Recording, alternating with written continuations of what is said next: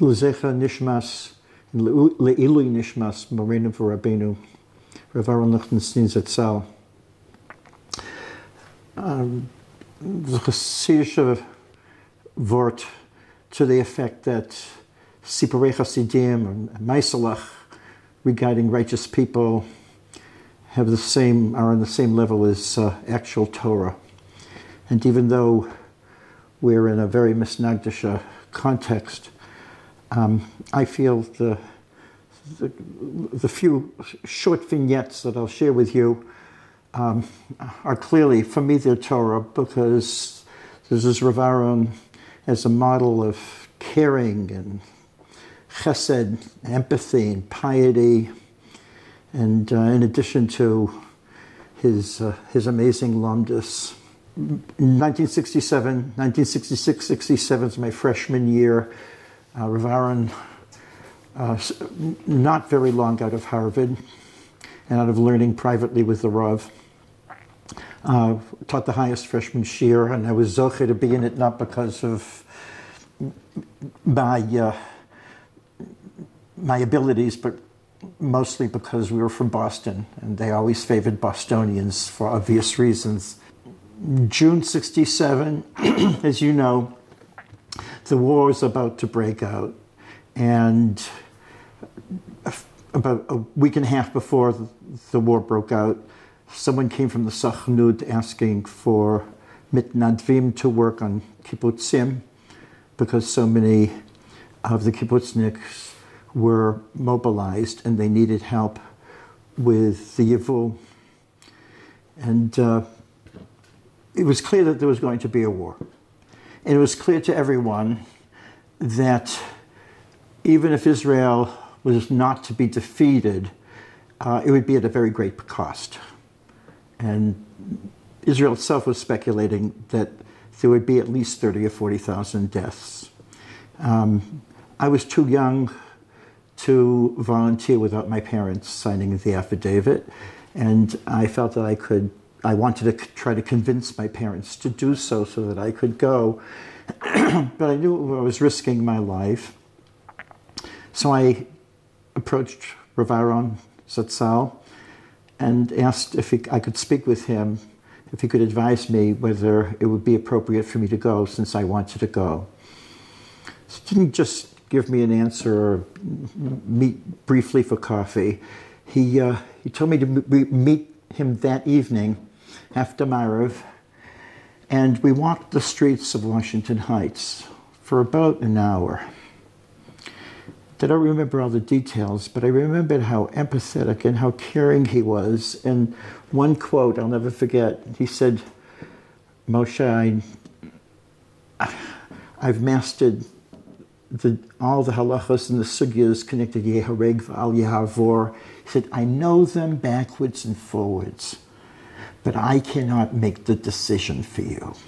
You have to make your own decision."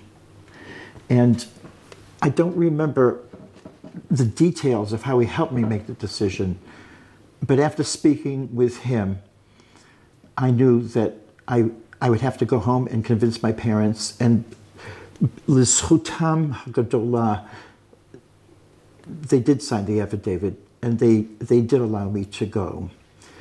When I came back from Boston with the signed affidavit, we had to run and get visas and everything, but one of the days before I left, there was a Yom Tanis for Israel. There was Slichos, and there was Tehillim. And Rav Aharon, and he was so young, he was, I think, in his early 30s, he led the Tehillim for the whole yeshiva. And I remember thinking, am I going to survive this? What's going to happen?